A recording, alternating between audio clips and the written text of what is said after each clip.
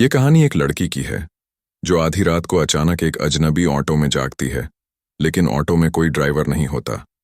उसे याद नहीं कि वह उसमें कैसे आई, लेकिन जब वह बाहर निकलने की कोशिश करती है तो उसे पता चलता है कि वह ऑटो किसी अनजानी ताकत से चल रहा है।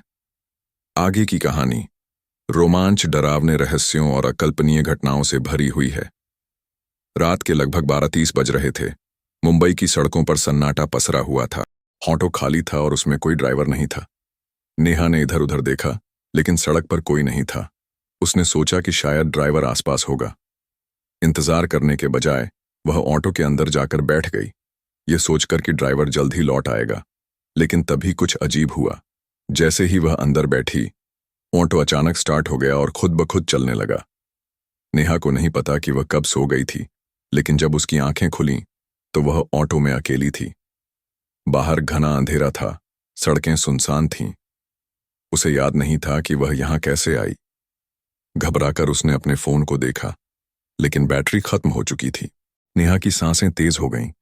उसने बाहर निकलने की कोशिश की, लेकिन जैसे ही उसने दरवाजा खोलना चाहा, ऑटो की गति अचानक बढ़ गई। यह क्या हो रहा है? उसने चिल्लाकर कहा, लेकिन कोई जवाब नहीं आया। ऑटो किसी अनदेखी शक्ति से खुद ब खुद चल रहा था। नेहा ने घबराकर ऑटो के चारों ओर देखा। तभी उसे महसूस हुआ कि उसके पीछे की सीट पर कोई बैठा है। उसका दिल जोरों से धड़कने लगा। धीरे धीरे उसने पीछे मुड़कर देखा, लेकिन वहां कोई नहीं था। तभी अचानक ऑटो के अंदर किसी के फुसफुसाने की आवाज आई। तुम यहां क्यों आई हो? नेहा का शरीर ठंडा पड़ गया। यह आवाज बहुत ही डरावनी थी, जैसे कोई उसके कान के बिल्कुल पास बोल रहा हो। कौन है?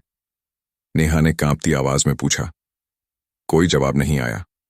अचानक ऑटो का रियर व्यू मिरर हिलने लगा और उसमें किसी का धुंधला चेहरा दिखाई दिया। वह चेहरा कटा फटा था। उसकी आंखें गहरे काले गड्ढों की तरह थीं। नेहा चीख पड़ी, लेकिन ऑटो और तेज दौड़ने लगा। डर के मारे नेहा रोने लगी। वह समझ नहीं पा रही थी कि यह सब क्या हो रहा है। कुछ देर बाद ऑटो एक सुनसान जगह पर रुक गया। चारों ओर घना जंगल था और वहां एक टूटा फूटा बोर्ड लगा था, जिस पर लिखा था रजपुरा श्मशान। नेहा की सांसें अटक गईं। उसे याद आया कि उसने इस जगह के बारे में सुना था। ये श्मशान कई सालों से वीरान पड़ा था और यहां कई बार अजीब घटनाएं हो चुकी थीं।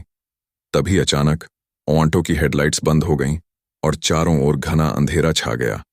फिर एक ठंडी हवा चली और किसी ने पीछे से नेहा के कंधे पर हाथ रख दिया।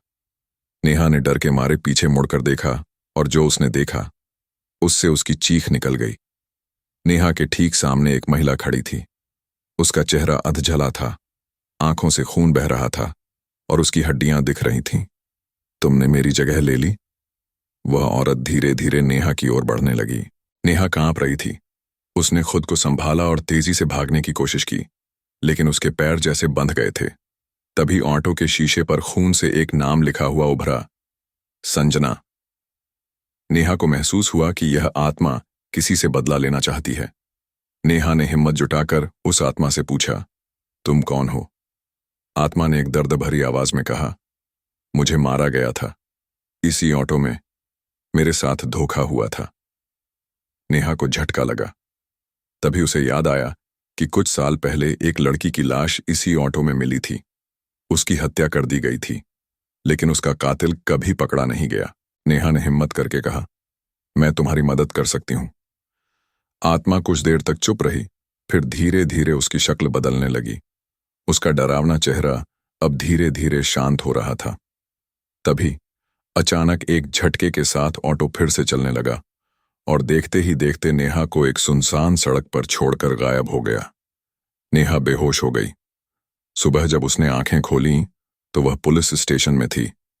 एक पुलिस ऑफिसर ने उसे बताया कि उसे सड़क के किनारे बेहोश पाया गया था।